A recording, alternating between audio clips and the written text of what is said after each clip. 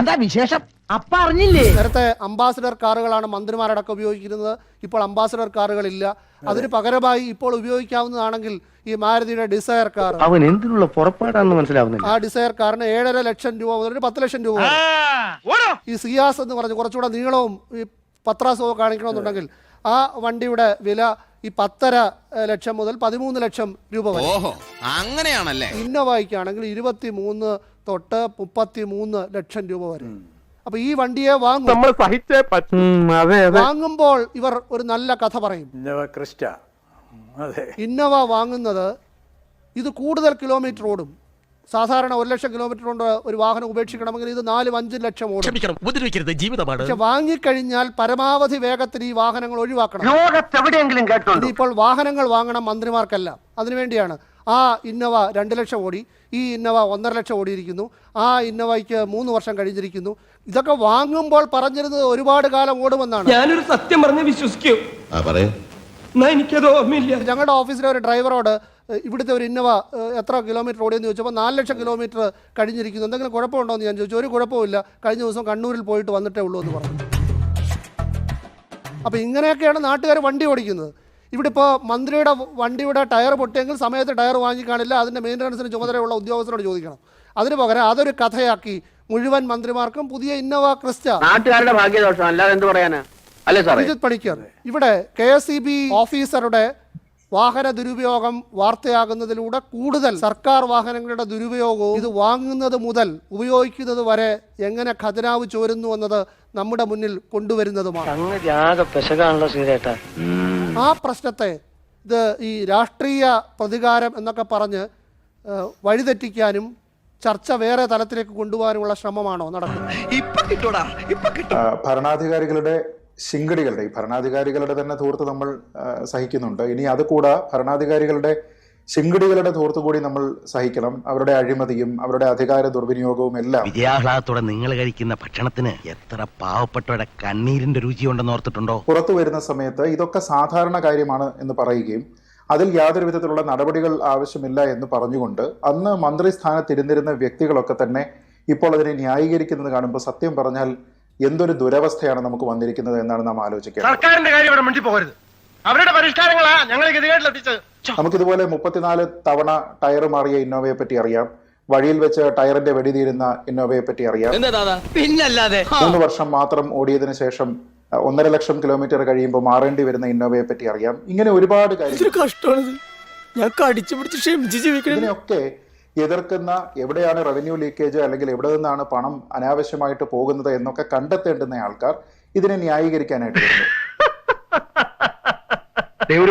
മന്ത്രി ശ്രീ മണി അദ്ദേഹത്തിൻ്റെതായിട്ടുള്ള ഗ്രാമ്യ ഭാഷയിൽ ഒക്കെ പറഞ്ഞിരിക്കുന്നതും ന്യായീകരിക്കുന്നതും ഒക്കെ നമ്മൾ കേട്ടതാണ്. ഇത് എന്തിനാണ് എന്നെനിക്ക് മനസ്സിലാകുന്നില്ല. ഈ ഔദ്യോഗിക വാഹനങ്ങളുടെ ദുരുപയോഗത്തെക്കുറിച്ച് ശ്രീ KM ഷാജി അദ്ദേഹം 2019 ഒക്ടോബർ 28 മുഖ്യമന്ത്രി ശ്രീ പിണറായി വിജയനോട് നിയമസഭയിൽ ചോദിച്ച ഒരു ചോദ്യത്തിന് ശ്രീ പിണറായി വിജയൻ പറഞ്ഞിരിക്കുന്ന മറുപടിയിൽ സർക്കാർ സർവീസിലുള്ള 32 പേർക്കെതിരെ ഈ വാഹനം ഔദ്യോഗിക വാഹനം ദുരുപയോഗം ചെയ്തു എന്ന പേരിൽ നടപടി സ്വീകരിക്കുകയോ ശുപാർശ ചെയ്യുകയോ ചെയ്തിട്ടുണ്ട് എന്ന്, അവരിൽ നിന്ന് എത്ര തുകയാണ് ഈടാക്കാൻ ഉദ്ദേശിച്ചിരിക്കുന്നത് എന്നുള്ളതിന്റെ ഡീറ്റെയിൽസ് അടക്കം നിയമസഭയിൽ വെച്ചിട്ടുണ്ട്. അന്ന് 2019 ശ്രീ മണി ക്യാബിനറ്റ് മന്ത്രിയാണ്. അതേ ക്യാബിനറ്റിൽ തന്നെ മന്ത്രിയായിരുന്നയാളാണ്. ഈ തുകയെ പറ്റിയൊക്കെ പറയുമ്പോൾ അന്ന് അദ്ദേഹം വെച്ചിരുന്ന ലിസ്റ്റിലെ 28ാമത്തെ ഐറ്റം ഇങ്ങനെയാണ്: മലമ്പുഴ ഇറിഗേഷൻ ഡിവിഷൻ എക്സിക്യൂട്ടീവ് എഞ്ചിനീയറുടെ കാര്യാലയത്തിലെ വാഹന ദുരുപയോഗം ചെയ്തതിന് ബന്ധപ്പെട്ട ഉദ്യോഗസ്ഥരിൽ നിന്ന് 3,06,525 രൂപ ഈടാക്കുന്നതിന് ശുപാർശ ചെയ്തു. ഇത് അന്ന് കേട്ടുകൊണ്ടിരിക്കുകയായിരുന്നില്ലേ മന്ത്രി ശ്രീ മണി? അപ്പൊ അന്ന് ഇത്തരത്തിലുള്ള ആവശ്യങ്ങൾ അവിടെ ഉണ്ടാകും, അതിന്റെ ആവശ്യമില്ല, ഇതൊക്കെ സ്വാഭാവികമായിട്ടുള്ള സംഭവമാണ് എന്ന് എന്തുകൊണ്ടാണ് മന്ത്രി പറയാതിരുന്നത്? അപ്പൊ ഇതിനകത്ത് എന്തോ ചുറ്റിക്കളി ഉണ്ടല്ലോ. എന്ത് ചുറ്റിക്കളി? ഒരു ചുറ്റിക്കളി ഇല്ലല്ലേ? ശരി. 1400 ചില്ലുവാനം രൂപ മുതൽ ഈ പറഞ്ഞതുപോലെ 3 ലക്ഷത്തിന് മുകളിൽ തുക അന്ന് ഈടാക്കാനായിട്ട് ശുപാർശ ചെയ്തിരിക്കുന്നു എന്ന രീതിയിൽ അന്ന് മുഖ്യമന്ത്രി പിണറായി വിജയനാണ് പറഞ്ഞത്. എല്ലാം ഇയാൾക്കറിയാം, ശരിയല്ലടോ? അതെ അതെ ശരിയാണ്. അപ്പൊ അന്ന് ഈ പറയുന്ന 32 ഉദ്യോഗസ്ഥരും സർക്കാരിനെതിരെ അല്ലെങ്കിൽ അവിടെയുള്ള ഏതെങ്കിലും CITU പോലെയുള്ള സംഘടനകൾക്കെതിരെ ഏതെങ്കിലും രീതിയിലുള്ള നടപടികൾ സ്വീകരിച്ചതിന്റെ പ്രതികാരം എന്നോണമാണോ അല്ല അതെ അല്ല അതെ ഈ പല വകുപ്പുകളിൽ നിന്ന് ഇത്തരത്തിൽ വാഹന ദുരുപയോഗത്തിന് പിഴ ചാർത്തുകയും അത് മുഖ്യമന്ത്രി തന്നെ യാതൊരു വെരിഫിക്കേഷനും കൂടാതെ നിയമസഭയിൽ വായിക്കുകയും ചെയ്യുകയാണോ എന്നുണ്ടായിരുന്നു? ആകെ ചളമായി. ഇനിയിപ്പോ എന്തോ ചെയ്യും? ചക്ക കുഴയുന്ന പോലെ KSEBയിൽ പല കാര്യങ്ങളും നടക്കുന്നു, അവിടെ ഒരു ശുദ്ധികലശം നടക്കുന്നു, അവിടെ അനാവശ്യമായിട്ടുള്ള പ്രവണതകളെയൊക്കെ അവസാനിപ്പിക്കുന്നതിന് വേണ്ടിയിട്ട് ബോർഡ് ചെയർമാൻ ശ്രമിക്കുന്നു എന്നത് കണ്ടുകൊണ്ട് രാഷ്ട്രീയമായിട്ട് ഈ വിഷയത്തിനെ സമീപിക്കാൻ ശ്രമിക്കുന്നത്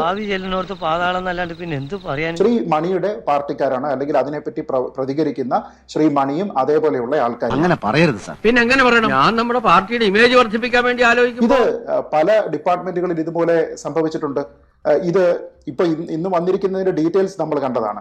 അതായത് ഇത്ര തുക 11 രൂപ കണക്കിൽ, അതേപോലെ പെട്രോളിനുള്ള തുകയുടെ 50%. അത് ശരി. അന്ന് മുഖ്യമന്ത്രി തന്നെ അവതരിപ്പിച്ചതിലെ മറ്റൊരു കണക്ക് കൂടി പറയാം. ഔദ്യോഗിക ആവശ്യങ്ങൾക്കായി അനുവദിച്ച സർക്കാർ വാഹനം കല്ലട ജലസേചന പദ്ധതിയുടെ Thenmala sub division number 2 assistant executive engineer Suja SS ദുരുപയോഗം ചെയ്തതായി പരിശോധനയിൽ കണ്ടെത്തി. എന്റെ കഷ്ടകാലം എന്നല്ലാതെ എന്ത് പറയാം. അന്ന് യാത്രാബത്ത ഇനത്തിൽ അനധികൃതമായി എത്രയാണോ പറ്റിയത് ആ തുക 18% പലിശ സഹിതം ഒടുക്കുക. 2016 വർഷത്തിൽ ഏറ്റവും കൂടുതൽ ഇന്ധനം ഉപയോഗിച്ച മാസത്തെ ഇന്ധന ചെലവിലത്തിൽ വന്ന തുകയുടെ 50%-മായ 3007 രൂപയും കൂടി ചേർത്ത് മൊത്തം 4895 രൂപ. വലിയ തെറ്റായി പോയെന്ന് എനിക്ക് ഇപ്പൊ തോന്നുന്നു. ഇപ്പൊ തോന്നിയിട്ടുണ്ട് ഫലം. ഈ പറഞ്ഞിരിക്കുന്ന അതേ കണക്കിൽ ഈ പെട്രോളിന്റെ തുകയുടെ 50% എന്നൊക്കെ പറയുന്നത് നിയമപ്രകാരം എടുത്തിരിക്കുന്നതാണ്. ഇത് ഇത്രയും വലിയ കുരിശാണെന്ന് ഞാൻ ഓർത്തു. അല്ലാതെ ഒരു പുതിയ ഒരു KSEB ചെയർമാൻ അവിടെ വരുന്ന സമയത്ത് അവിടെ അദ്ദേഹത്തിന് ഈ പറയുന്നത് പോലെ അടിച്ചൊതുക്കണം എന്നൊക്കെ തോന്നുന്ന ഒരാളിനെതിരെ തെറ്റായിട്ട് ചെയ്യുന്നതല്ല. അതിന് ശ്രീ മന്ത്രി മണി, പഴയ മന്ത്രിയായിരുന്ന ശ്രീ മണി പറഞ്ഞിരിക്കുന്ന ഒരു കാര്യം, ഇത് വടി കൊടുത്ത് അടി വാങ്ങുന്ന പരിപാടിയാണല്ലോ ബാബു, ഇതൊക്കെ തിരുത്താവുന്ന കാര്യങ്ങളാണല്ലോ എന്നൊക്കെയാണ്. അതൊരു ആരോപണമാണ് എങ്കിൽ അത് തെളിയിക്കാനുള്ള ബാധ്യത മന്ത്രി ശ്രീ മണിക്കാണ്. ഈ വിവരങ്ങൾ നിയമസഭയിൽ വായിക്കുന്ന സമയത്ത് അവിടെ രേഖകൾ തിരുത്തിയെങ്കിൽ അതിൽ അന്വേഷണം നടത്തേണ്ടത്. തമാശ പറയാതെ അല്ല, കാര്യമായിട്ട് പറഞ്ഞതാ. ഇത്തരത്തിലുള്ള അധികാര ദുർവിനിയോഗത്തെ തുറന്നു കാട്ടുന്നതിന് പകരം അവരെ ന്യായീകരിക്കുകയും അവർക്കുള്ള പിന്തുണ പറയുകയും ചെയ്യുന്നതിൽ രാഷ്ട്രീയക്കാർ മാത്രമല്ല,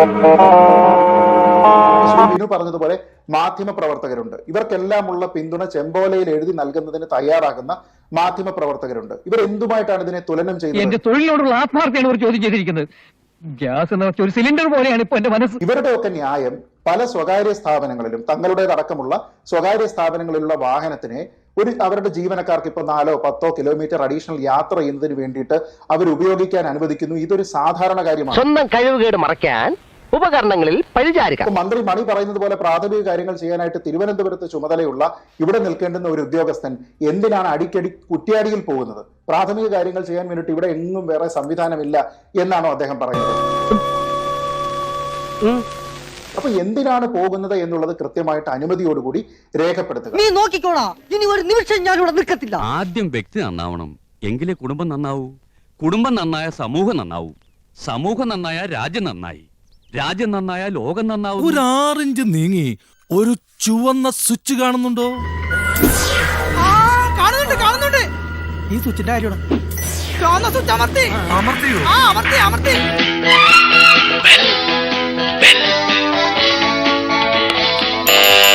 താങ്ക് യു. ഈ ഉപകാരം മറന്നാലും ഞാൻ മരിക്കില്ല. ഇതൊക്കെ എന്ത് അപ്പോ നാളെ നേരത്തെ തന്നെ ഇങ്ങോട്ട് എത്തണം കേട്ടോ. ശരി.